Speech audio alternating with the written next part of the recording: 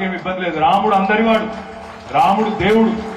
రాముడు BJP MP కాదు, BJP MLA కాదు, రాముడు బీజేపీ సభ్యుడు కాదు, రాముడు అందరివాడు. నేను ఒక్క మాట మాత్రం బరాబర్ చెప్తా. బీజేపీలు ఎట్లా మాట్లాడతారంటే వాళ్ళే ఏదో రాముడిని శ్రీరాముడిని మనకు పరిచయం చేసినట్టు చెప్తారు. ఇప్పుడు ఈ వేదిక మీద ఒక్కసారి చూడరు మీరు. ఇగో హరిచరణ్ రావు జోర్దార్ బొట్టు పెట్టిండు, పొడుగు నామం పెట్టిండు. ఇగో మా మనోహరణ జబర్దస్త్ పెట్టిండు. ఆగో దేవరాజమన్న జబర్దస్త్ మంచి బొట్టు పెట్టిండు. అందరి ఒక్కసారి చూడరు. ఇగో ఈ వేదిక మీద ఎంతమంది బొట్లు పెట్టుకున్న ఉన్నారు చూడండి. వేదిక ముంగట కూడా చూడండి. ఎవరు పెట్టిండు మరి మీకు బొట్టు? బండి సంజయ్ వచ్చి పెట్టిండా? మోడీ వచ్చి పెట్టిండా? మీ ఇంట్లో పూజా మందిరాలు లేవు, దేవుని పటాలు లేవు, ఇదివరకు దేవునితో సంబంధం లేదు. బండి సంజయ్ వచ్చే మనకు పరిచయం చేసినంత బిల్డప్. నాకు తెలియక అడుగుతా, ఎమ్లాడ రాజన్న ఎప్పటి నుంచి ఉన్నాడే? మనందరం ముట్టక ముందు ఉన్నాడు కదా. మా సిరిసిల్లలో మార్కండే స్వామి ఎప్పటి నుంచి ఉన్నాడు? మాకు కూడా తెలియదు, నాకు తెలియదు, మా ప్రవీణ తెలియదు ఎప్పటి నుంచో ఉన్నాడు. కొండగట్టు అంజన్ ఎప్పటి నుంచి ఉన్నాడు? ఇల్లందకుంటల రామాలయం ఎప్పటి నుంచి ఉంది? బీజేపీ పుట్టింది ఎప్పుడు?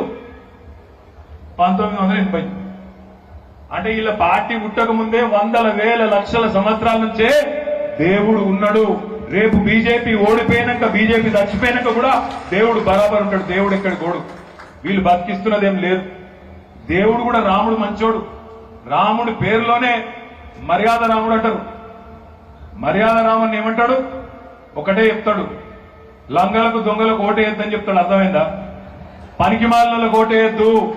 ఓటేసి గెలిపిస్తే రాజధర్మం నిర్వహించకుండా ఏ పదవిలోనైతే నిన్ను కూర్చోబెట్టినరో ఆ పదవికి న్యాయం చేయకుండా గాలి మాటలు గాలి తిరుగుడు తిరిగే సన్నాసులకు ఓట్లేద్దని చెప్పి శ్రీరాముడు కూడా చెప్తాడు. మనం ఆగం కావద్దు.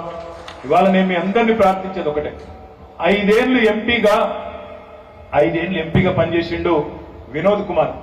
2014 నుంచి 19 దాకా, 19 నుంచి 24 దాకా బండి సంజయ్ కుమార్ గారు. 5 ఏళ్లు ఆయన, 5 ఏళ్లు ఈయన పనిచేసారు. మోడీ ప్రభుత్వం 10 ఏళ్లు ఉన్నది. మరి ఒక్కసారి బేరీ చేసుకుందామా? ఒక్కసారి ఇదే ఫంక్షన్ హాలు మా బాబుసాహెబ్ సర్పంచ్ ఇది